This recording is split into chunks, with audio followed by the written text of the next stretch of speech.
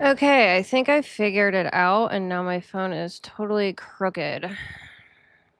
I couldn't figure out how to horizontally film here. All right, so it's working.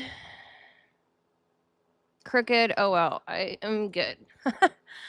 All right. Hey, guys, it's Heather here with Underwater Panther, and this is my very first live, so give me some grace here. I'm going to try to figure out how to get to the chat. Not that I want to be distracted by the chat. But yeah. I'm dressed up for the Taurus Supermoon. All right, let's see. I'm live. It's working. Great, grand. Trying to get to the live chat here just to make sure. Top chat, live chat.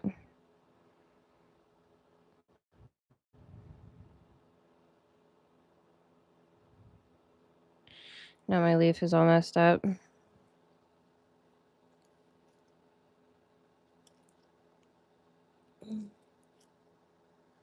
Had to play a little dress up for the Taurus moon. All right, so we're going.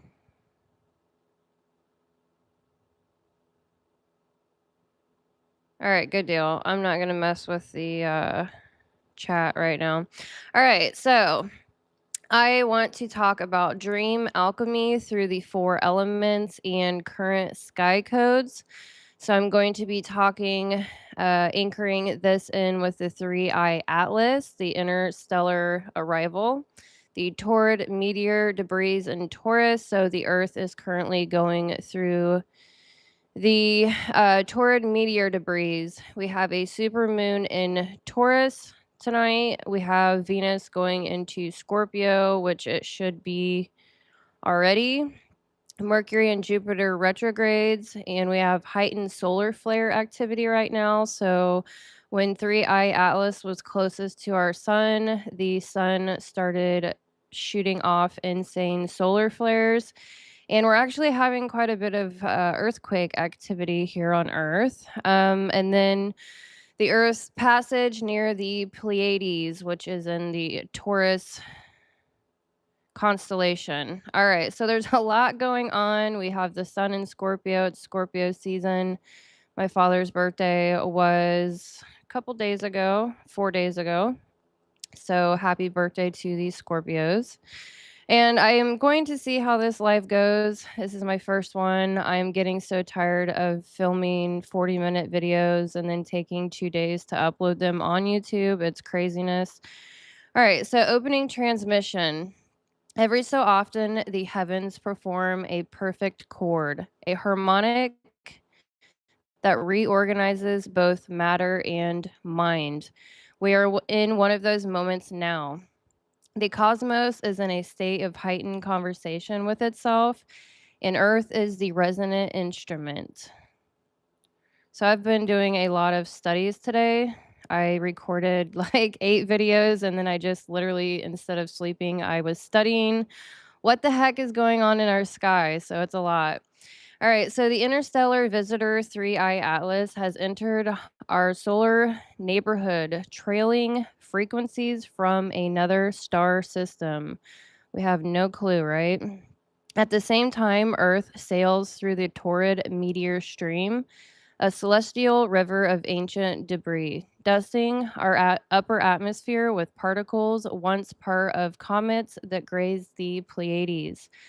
This same region, the Eye of the Bull, the Taurus, was sacred to nearly every ancient civilization as a portal between dimensions, a doorway of ether. So I've been working a lot on my Native American ancestral healing. So I've been studying a lot of Native American teachings, and so I'm going to incorporate some of that into this video with the elements. And I don't know if I have my... Oh, okay. So I've done a couple of videos on this. It's a mandala. And so I am definitely going to be incorporating all my Native American teachings into my astro-psychology from here on out. So the ether, I've been practicing lucid dreaming a lot lately, so I'm going to weave in some dream work as well because it is a perfect time to be doing that. So, under the sky, a supermoon in Taurus magnifies Earth's heartbeat. Venus in Scorpio unearths hidden emotional and creative reserves. Mercury begins its retrograde dance through Sagittarius and back into Scorpio, unweaving illusions of meaning and speech. And Jupiter, now retrograde in Cancer, invites emotional maturity and ancestral healing. So that is my Chiron is actually in Cancer. And I have a stellium in Capricorn, and my moon is in Capricorn in the 10th house. So I am definitely dealing and feeling the ancestral healing. All right, so above it all, the sun's heightened flare activity charges the electromagnetic field of the planet, increasing sensitivity, intuition, and polarity. These alignments form a rare living equation, an alchemical crucible in which matter and spirit seek new equilibrium. This is not chaos, it's orchestration. The magnetic symphony, solar flares, lunar mirror, and human voltage.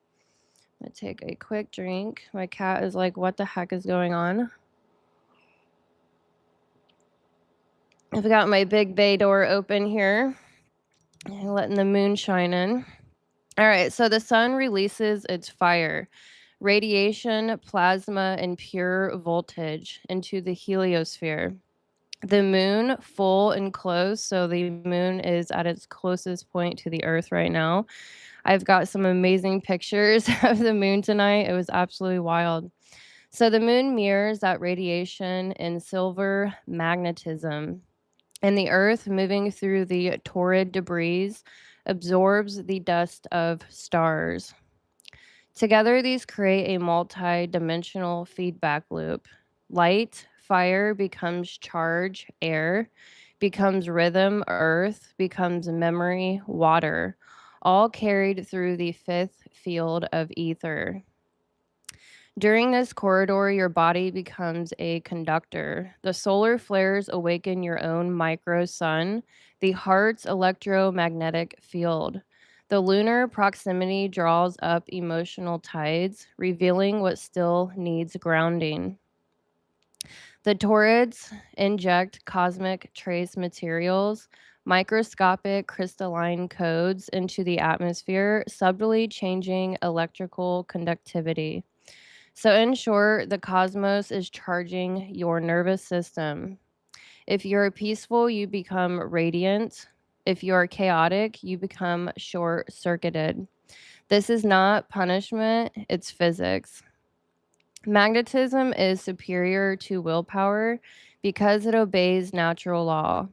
Willpower tries to force the current. Magnetism aligns with it. So I've been talking a lot about magnetism with the Venetian energy, and willpower is more about the Mars energy. So I am an Aries rising. I am ruled by Mars. And so I definitely know all about willpower, and my Mars is in Taurus, so it is very grounded, thankfully. A coherent heart field has the power to organize reality without friction. This is what ancient mystics meant by the word made flesh, vibration made visible. Taurus, the ground of gold. Taurus governs form, worth, and embodiment. The supermoon in Taurus retunes the human frequency to Earth's shaman resonance about 7.8 hertz, the same as the theta state between waking and dream. This is why the week surrounding this supermoon feels half real, half dreamlike. The veil between conscious and subconscious becomes porous. Under this lunation, magnetism begins in the body, the sensual Taurus. deals with the five senses. It's very earthy and grounded. Every cell that relaxes becomes a receiver. Every muscle that clenches becomes resistance. Taurus teaches that receiving is a sacred act, not a passive one. To be still and safe enough to let energy circulate. This is mastery. Earth's magnetosphere is literally humming louder under solar pressure right now, and so is yours. As above, so below. The more gratitude you feel, the stronger your coherence becomes. Gratitude converts tension into rhythm, stress into stability. That stability is what magnetizes abundance, connection, and opportunity. Scorpio, the fire beneath the soil. Scorpio energy reminds me of like walking on a like dormant volcano. They have a lot of intense, like you just know there's a lot of energy going on underneath, but they're so stoic, right? Across the sky, the sun and Mars travels through Scorpio, igniting inner fire. Scorpio is the transformer, the keeper of secrets, the furnace of the soul. It rules death and desire, endings, and ecstasy. When Venus joins Scorpio, so Venus should be currently in Scorpio. Love becomes voltage. Intimacy becomes alchemy. This energy exposes every shadow attached to power, possession, and control. Whatever resists transformation will now surface, not to destroy you, but to free the energy trapped inside of it. Scorpio's lesson is that depth is not danger, it's devotion.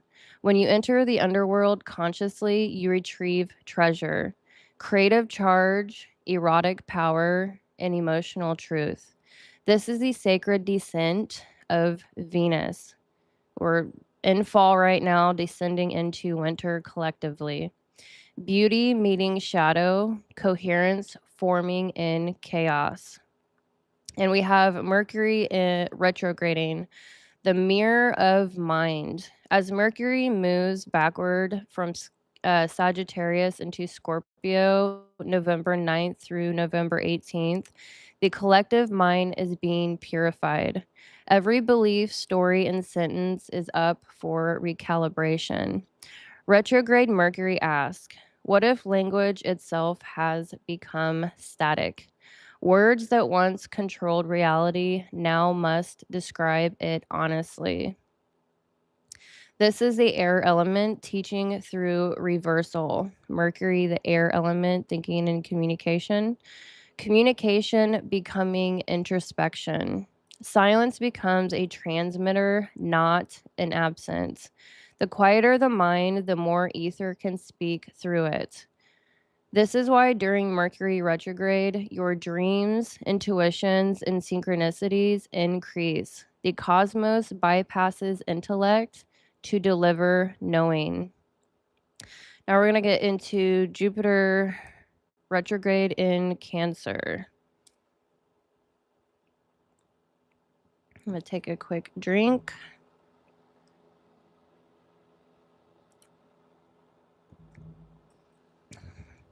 I should probably check my. All right, so my YouTube on here lags. All right. So Jupiter retrograde in Cancer, emotional wisdom. Jupiter expands whatever it touches. In Cancer, its retrograde movement draws expansion inward, turning emotion into revelation. Ancestral memories surface, asking for closure, and I feel this so deeply. I literally went 11 generations back on ancestry.com from March of this year. My great aunt unfortunately passed away on my mother's side. That's my Native American side. And I've been estranged from that side of the family for a long time. And so I went into this deep dive into my family tree. And I ended up going 11 generations back. And I am currently working on getting 4 Three, actually, three, I can pretty much guarantee get tribal cards.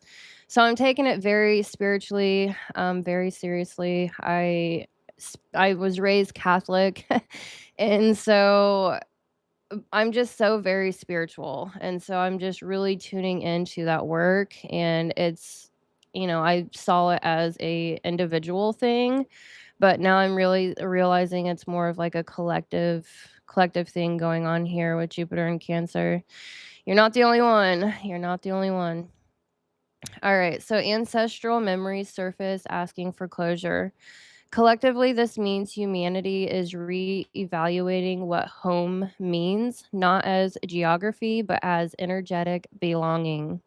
The water element now becomes magnetic glue. Every feeling embraced strengthens your auric field. Every emotion denied leaks charge. The antidote to overwhelm is permission. Feel fully, but don't drown. Scorpio purifies, Taurus stabilizes, and Cancer nourishes. Together, they form a triad of emotional alchemy, sensation as sacred data. Now we're going to move into 3-eye atlas and solar plasma as the fire element. The 3-eye atlas comet is an interstellar messenger. Its trajectory through our solar plane mirrors a burst of creativity from outside the known pattern. Its symbolism is cosmic ignition. In your psyche, this translates as spontaneous insight, sudden passion, radical new purpose. Solar flares amplify this internal combustion. Fire cleanses, clarifies, and illuminates, but it must be coupled with Earth's patience, otherwise, it scorches. Direct your fire through integrity. Every inspired idea during this period must pass through the question: does this serve beauty, coherence, and truth? If yes, act. If not, let it burn off as potential. Now we're going to move into the earth element. The earth, the body as magnetic temple. The Taurid debris raining through the upper atmosphere. So Earth is literally going through the Taurian.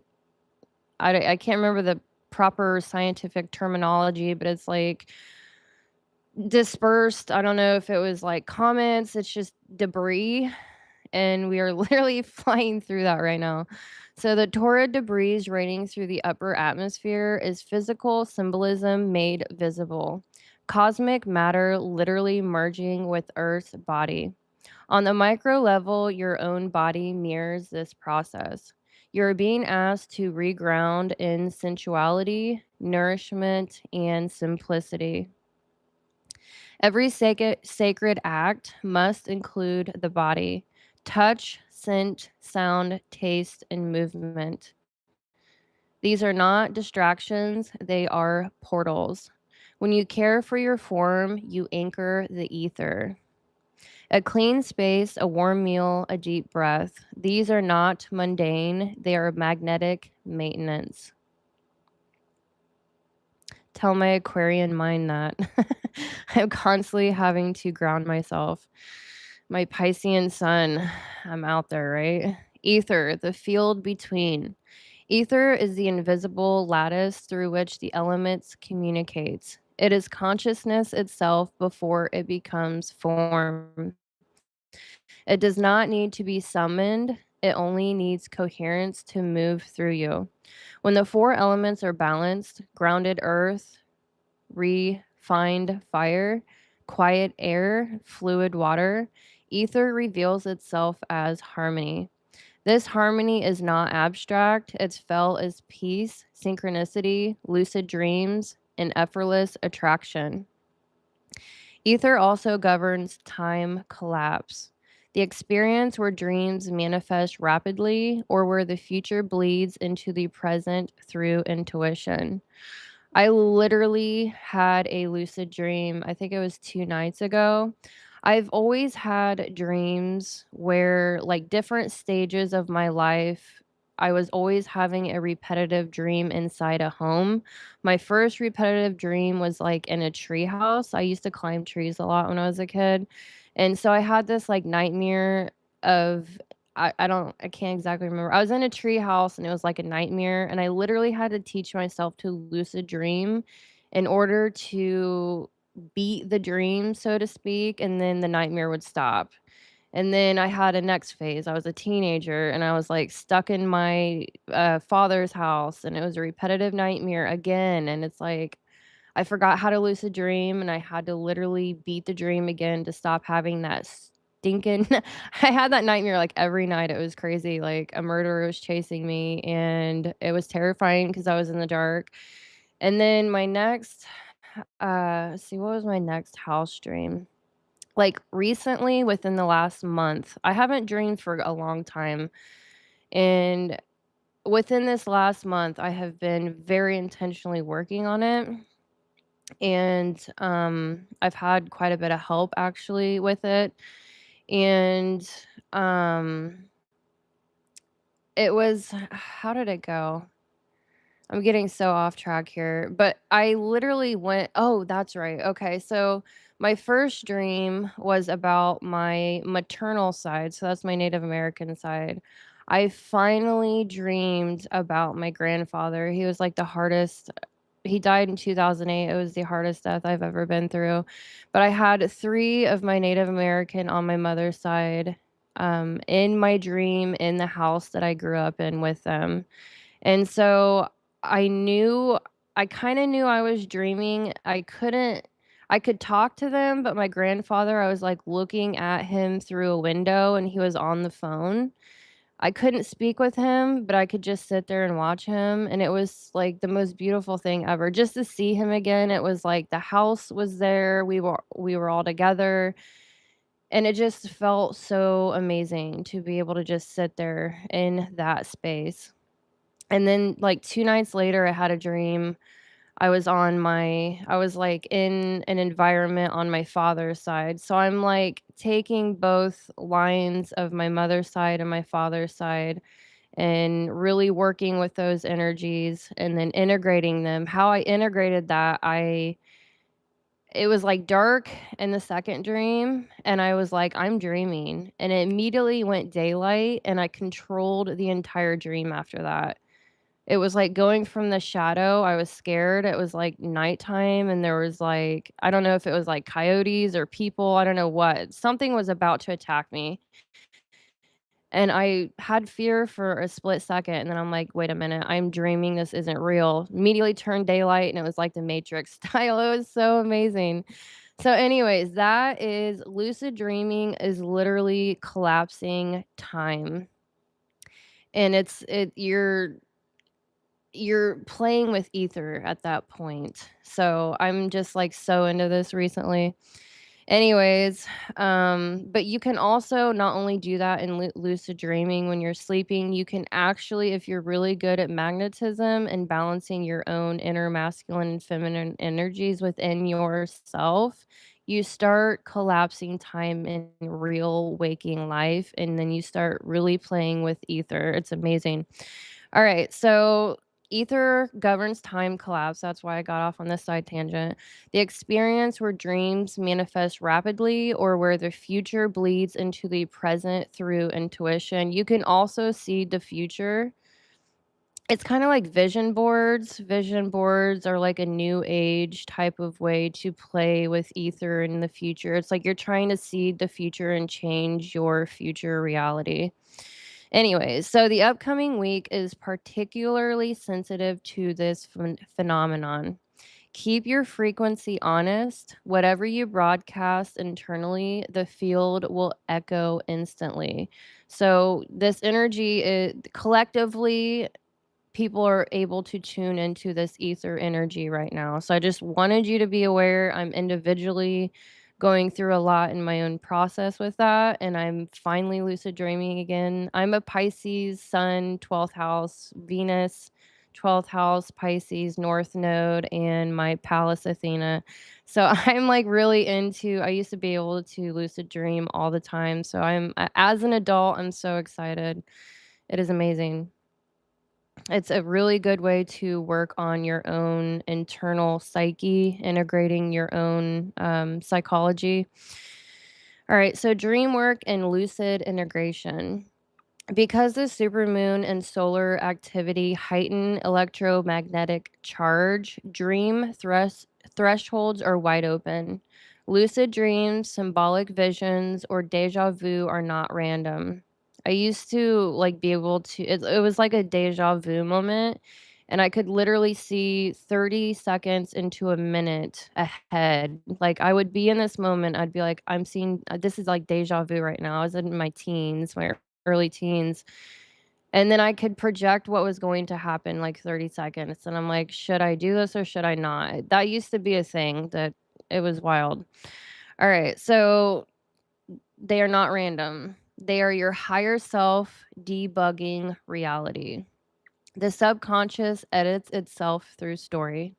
To work consciously with this, with the ether and lucid dreaming and lucid living, I'm going to start saying that lucid living. Before sleep, touch something tangible, which is earth. Visualize a flame in your chest through fire. Whisper one affirmation or symbol, which is air element. Feel gratitude or emotion rising, water element. Then dissolve into stillness, ether. Upon waking, write down the first image or word that lingers. Ask, what does this frequency want to become? Translate it into one action or expression that day. So definitely keep a dream journal right now. It is imperative. So imperative. At night, offer one act of generosity or beauty, art, kindness, donation, self care. This keeps ether circulating, energy hoarded stagnates. Through this rhythm, dream and waking worlds synchronize. You cease chasing signs and you start becoming them. Collective implications. The entire planetary grid is under recalibration. Solar flares modulate human emotion. Economic and social fluctuations mirror electromagnetic turbulence. What appears as instability is the nervous system of humanity adjusting to higher voltage. Collectively, we are learning to manifest through coherence rather than control. Scorpio teaches transparency, Taurus teaches stewardship. As more people practice emotional regulation, gratitude, and creative integrity, the global field stabilizes. Peace is contagious when embodied. The Pleiades alignment adds remembrance, the ancestral whisper that we are star matter learning to love itself. Every act of harmony you embody becomes a node of stability in the planetary network. All right, so I think I'm going to cap this video off. I want to get into Venus. We are in the Taurus full moon, super full moon. And so it's a very Venetian energy. And so I'm going to cap this off. And then next video, I'm going to be talking about a lot about Venus. All right, so closing invocation. Matter becomes prayer when the body says yes. Desire becomes devotion when it meets integrity.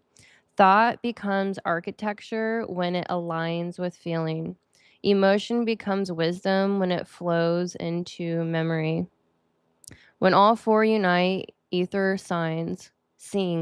I just got a notification, and I become the magnet of my own dawn. Mantra of alignment. I am anchored in body. I am ignited by intention. I am articulate in mind. I am fluid in feeling. I am coherent in presence. I am the magnet of my becoming. All right, I'm going to have to get off here. I am getting a notification, so thank you so much. I will see how awfully terrible this was. I might keep it up, I might take it down. This is my first live, so thank you so much for being here. Like and subscribe. Feel free to comment your thoughts on our current global energies. There is a lot going on. there's so much going on right now. We're not done with 2025. I did a collective energy video. I think it was like September. It was the end of 2024 on 2025, and I kind of go in and out of collective currents. I do stay in tune with the moon and sun, obviously, but I'm not always like trying to tune into the collective grid. I've been doing a lot of individual work. I've been doing a lot of book writing. I've been focusing on astro-psychology, so the foundational elements of personality types. So I've kind of been in a different world, but this is the end of 2025. We've almost made it. So anyways, yeah, I'll see you in the next video. Thank you so much for your time.